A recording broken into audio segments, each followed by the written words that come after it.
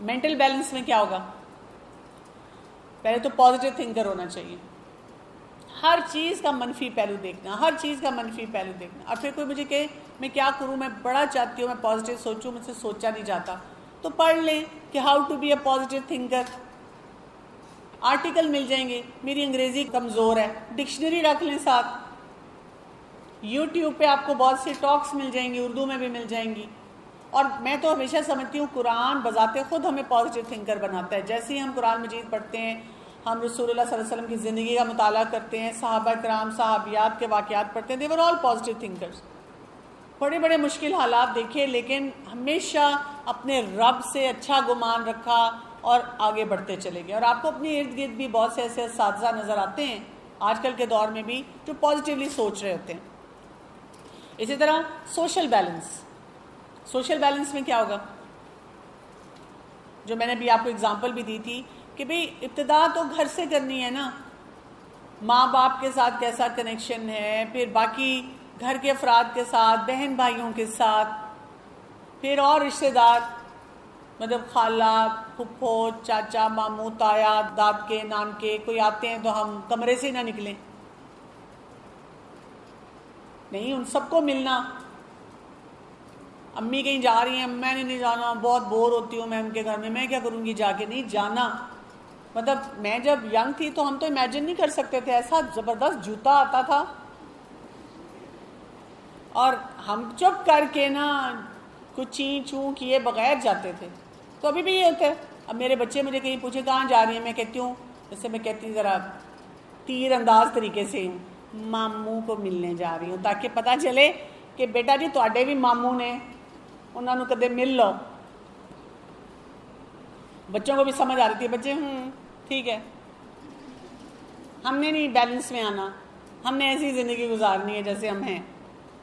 یہ چیزیں ہوتی ہیں جو کہ ضروری ہوتی ہیں. اسی طرح پروفیشنل بیلنس. پروفیشنل بیلنس کیا ہے؟ اگر آپ جاب کریں، کام کریں، پروفیشنلی کہیں ہیں تو آپ کو اپنی لمیٹیشنز پتہ ہوں. ایک تو ویسے مسلمان ہونے کے ناطے پتہ ہوں، پھر یہ کہ ایک عورت ہونے کے ناطے پتہ ہوں، ایک فیمیل ہونے کے ناطے پتہ ہوں کہ میری باؤنڈری کیا ہے. پھر یہ کہ اگر آپ فیمیل ہوتے ہوئے کہیں کام کریں تو پھر گھر کا اور کام کے بیلنس کا آپ کو اندازہ ہو. اب مجھے بہت سی بچیاں پوچھتی ہیں جو ڈاکٹر بن رہی ہیں یا ہیں کہ جی آپ بھی ڈاکٹر ہیں تو کیسے آپ بیلنس ٹرائی کرتی ہیں. میں کہتی ہوں دیکھیے پہلی بات تو یہ اپنے آپ کو ایڈمٹ کر لینا چاہیے کہ اگر میں جاب کرتی ہوں تو میں بچوں کو اتنا ٹائم نہیں دے سکوں گی جتنا ایک ہاؤس وائف دیتی ہے. جو گھر میں بیٹھی ہوئی ماں جس طرح وہ ٹائم دیتی ہے میں نہیں دے سکتی. لیکن پھر مجھے کیا کرنا ہے؟ مجھے پھر وہاں سے کوانٹٹی جب کم ہو رہی ہے تو کوالٹی کو ٹھیک کرنا ہے. پھر مجھے اپنی ذمہ داری زیادہ اون کرنی ہے اور زیادہ کیئرفل ہو جانا ہے. پھر یہ نہیں ہے کہ میں بچوں پہ نوکری کر کے آ کے غصہ اتاروں، یہ نہیں میں کر سکتی. پھر مجھے اس کو بیلنس میں لانا ہے. پھر اسپریچول بیلنس جو کہ سمجھے ایک چھتری کی طرح اس کے اوپر ہے کہ مجھے یہ بیلنس اپنے اندر رکھنا ہے کہ میں کہیں پہ بھی دنیا میں ہوں، مجھے نماز پڑھنی ہے، مجھے روزے رکھنے ہیں، میں صاحب استطاعت ہوں تو مجھے زکوٰۃ اور حج کی طرف جانا ہے، اور بھی کتنی باتیں ہماری دین نے ہمیں جو بتائی ہیں جو ان پہلی باتوں سے ریلیٹڈ ہے وہ سب کرنا ہے. اسی لیے دیکھیں نا کہ ایک حدیث میں جیسے آتا ہے جس کا مفہوم ہے کہ دنیا میں انسان کیسے رہے جیسے ایک مسافر کی طرح، اور یہ کہ بس یہ سوچے جو میں نے آج کر لیا نا بس یہ ہے، کیا پتہ کل کا دن نہ ملے.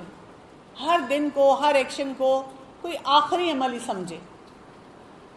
اور اسی وجہ سے، اسی بیلنس کی وجہ سے اسلام جو ہے نا وہ سمجھیں آپ کے دونوں چیزوں کے درمیان بہتری لاتا ہے، یعنی دین اور دنیا کے درمیان، کیونکہ اس میں بیلنس بہت ہے.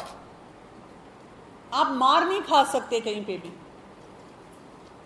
مار ہم صرف تب کھاتے ہیں جب ہم خود غلطیاں کر رہے ہوتے ہیں.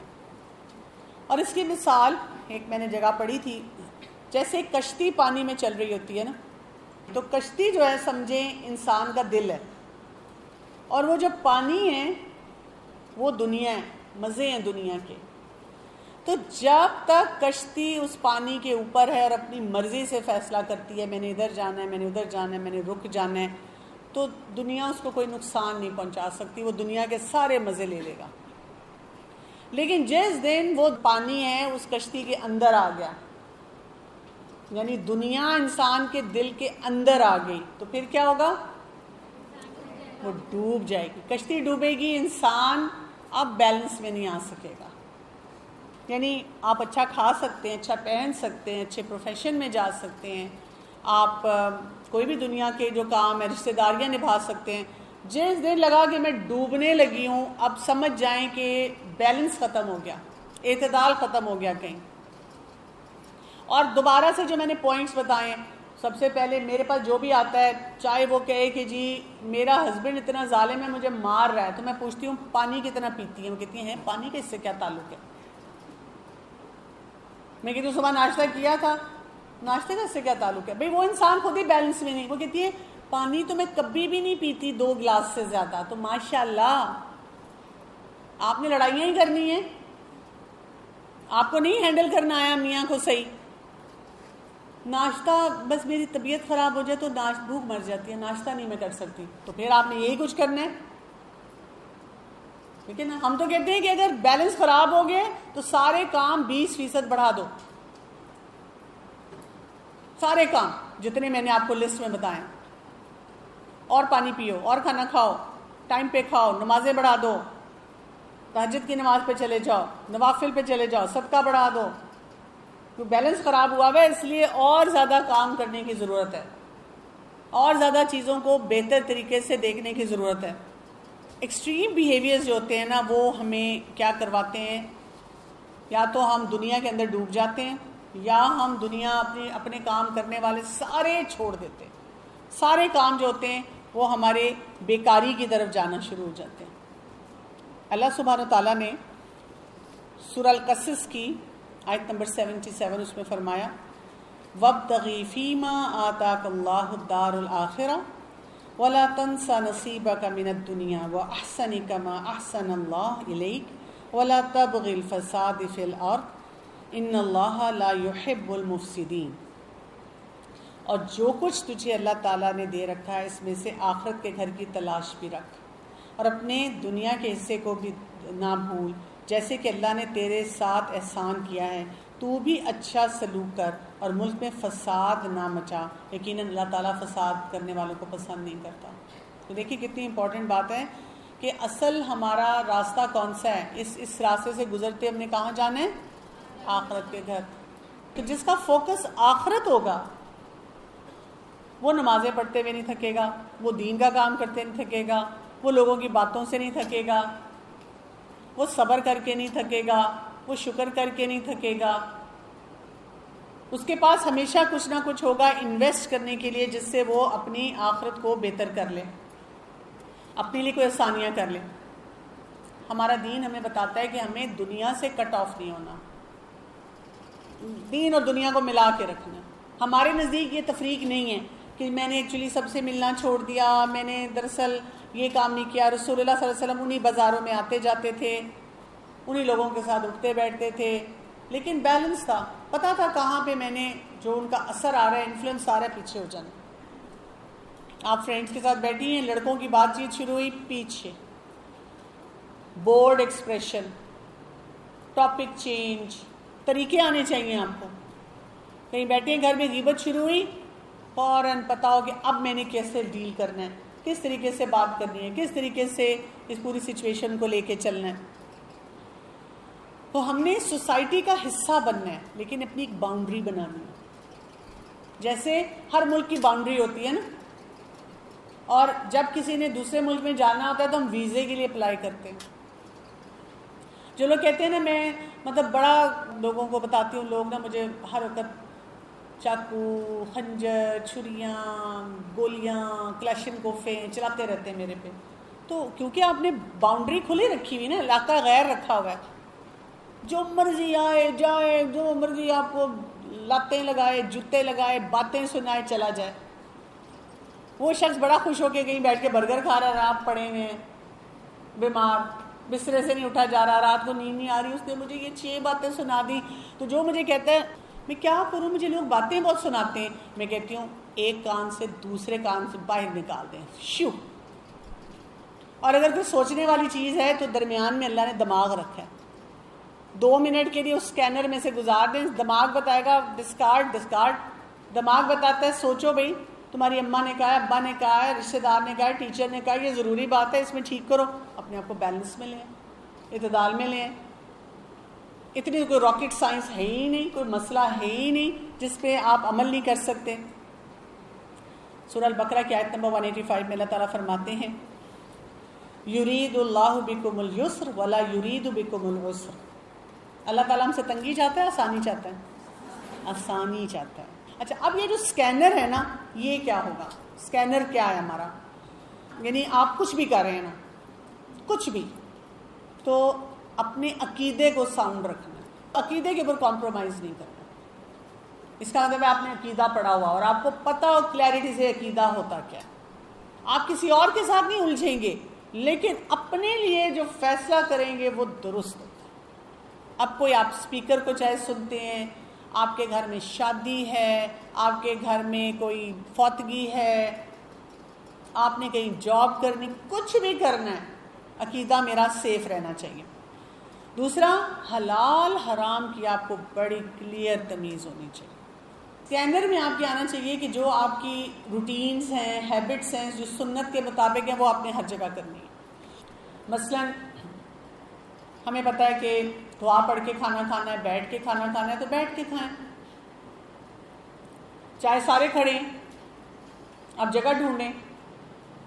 اب تو اللہ کا شکر ہے زیادہ تر ایٹنگ پلیسز میں بیٹھنے کا ارینجمنٹ ہوتا ہے, لیکن کوئی نہ کوئی آپ کو ایسا کام مل جاتا ہے جو اس ہیبٹ کے خلاف ہوتا ہے, سنت کے خلاف ہوتا ہے.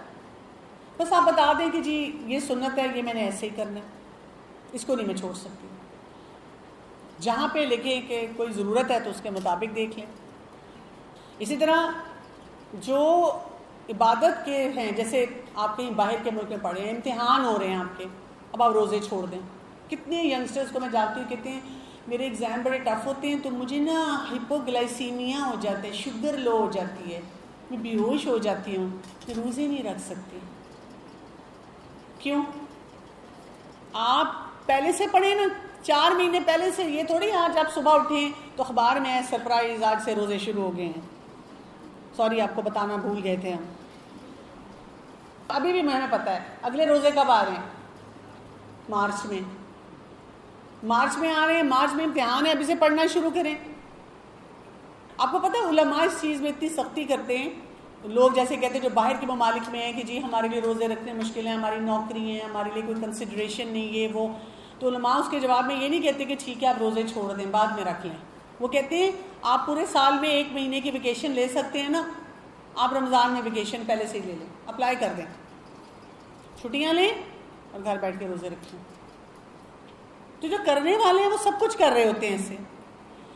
اور یہ بھی یاد رکھیں, ایک حدیث میں جیسے آتا ہے نا کہ ایک وقت وہ آئے گا کہ اسلام پر عمل کرنا ایسے ہوگا جیسے ہاتھ میں آگ والا جیسے کوئلہ, اس کو رکھنا. اور پھر ایک حدیث میں ہمیں یہ بھی پتہ چلتا ہے جو لوگ دنیا سے فرق ہوں گے ان کو ایک ٹائٹل دیا گیا. وہ کون ہوں گے؟ غربا, اجنبی لوگ ہوں گے. کیونکہ آپ جو کچھ کام کر رہے ہوں گے وہ اتنا ڈفرینٹ, اتنا یونیک ہوگا جو کسی نے نہیں کیا ہوگا. آپ نے کبھی اس کے بارے میں سوچا بھی نہیں ہوگا. This will be like something کہ آپ کو ہمیشہ لگے گا کہ میں آڈ ون آؤٹ ہوں. اب میں دیکھیں ڈاکٹر سرکل میں ہوتی ہوں, وہاں کسی نے حجاب نہیں پہنا ہوتا, میں آڈ ون آؤٹ ہوں.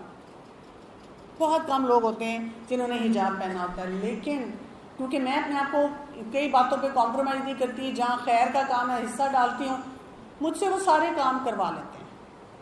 تو یہ نہ سوچا کریں میرے خاندان میں کوئی نہیں کرتا, ایسے ہی ہے. میری کالج یونیورسٹی میں کوئی نہیں سمجھتا, ایسے ہی ہے. اسی کے ساتھ ہم نے بیلنس لانا ہے. اور آپ کو پتہ ہے جب آپ کی شخصیت میں بیلنس ہوتا ہے تو لوگ کھنچ کے آتے ہیں. لوگ ہماری طرح کیوں نہیں آتے؟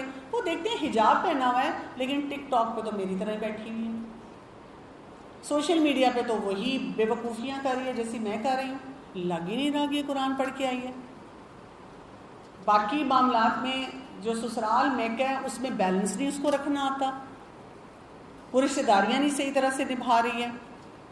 تو ہمیں اپنے آپ کو کیا کرنا ہے, اس کانسیپٹ کو سمجھنا ہے. ایک بات مجھے اور بہت اچھی لگتی ہے قرآن میں کہ ابراہیم علیہ السلام کو امت کہا گیا, ایک ہوتے ہوئے امت کہا گیا.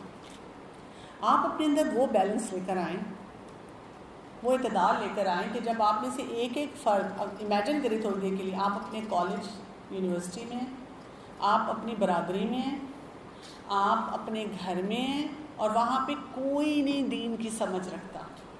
جو کچھ آپ پڑھ رہے ہیں آپ اپنے آپ کو وہی غربا سمجھ رہے ہیں, میں عجیب ہوں, میں فٹ نہیں ہو رہی اس ماحول میں. اور اب سوچیں ابراہیم علیہ السلام کی طرح میں ایک فرد ہوتے ہوئے امت ہوں, میں پورا امپیکٹ وہ کریٹ کروں گی جو شاید لاکھوں لوگ کریٹ کریں. میں نے وہاں رہتے ہوئے وہ, اور اس کے لیے کیا تھا ابراہیم علیہ السلام کی پرسنالٹی میں کیا تھا فوکس تھا, حنیف تھے, یکسو تھے.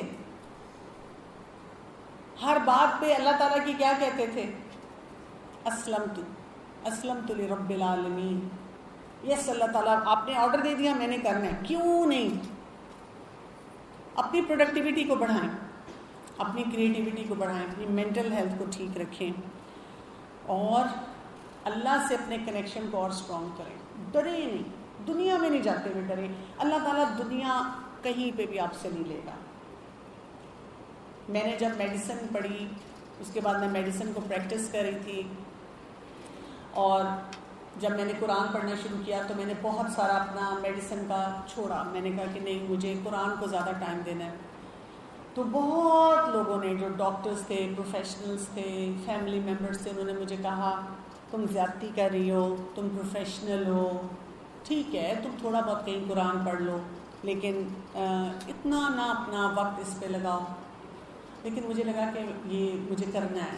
بیلنس کا آغاز, اعتدال کا آغاز قرآن اور قرآن کی ساتھ زندگی سے ہوتا ہے.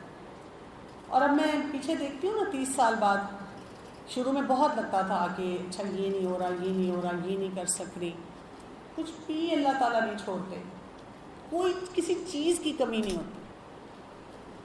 اللہ تعالیٰ ہر چیز کو بہترین طور پہ لوٹا دیتے ہیں, ایسا ریٹرن دیتے ہیں کہ جو آپ نے امیجن بھی نہیں کیا ہوتا, اور آپ کو وہیں لا کے کھڑا کر دیتے ہیں جو اتنے پروفیشنلز کر رہے ہیں, آپ انہیں کے ساتھ کھڑے ہیں کسی حساب سے بھی. یعنی جو مجھے چیک لسٹ دی گئی تھی نا, تمہارے پاس یہ نہیں ہوگا, تمہارے پاس یہ نہیں ہوگا, تمہارے پاس یہ نہیں ہوگا, تم یہ نہیں کر سکو گی, تم یہ نہیں کر سکو گی, وہ میں سب کر رہی ہوں. بلکہ جتنا شاید میں خالی میڈیسن کو پریکٹس کرتے ہوئے کرتی, میں دین کی وجہ سے زیادہ کر رہی ہوں.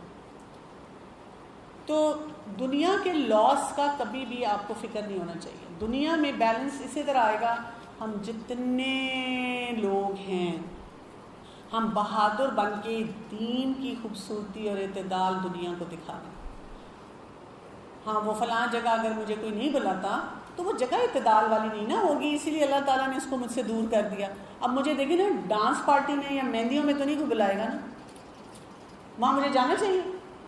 مجھے غم منانا چاہیے کہ دیکھیں فلاں نے انویٹیشن میری کزن کو دے دیا اور مجھے مہندی پہ اور فلاں جگہ پہ نہیں بلایا. ہونا چاہیے مجھے دکھ. وہ جگہ اس قابل نہیں تھی کہ میں وہاں جاتی. میں نے نوکری کے لیے اپلائی کیا اور کسی نے مجھے ریجیکٹ کر دیا, اس کا مطلب ہے وہ جگہ بیلنس والی نہیں تھی کہ میں وہاں جاتی.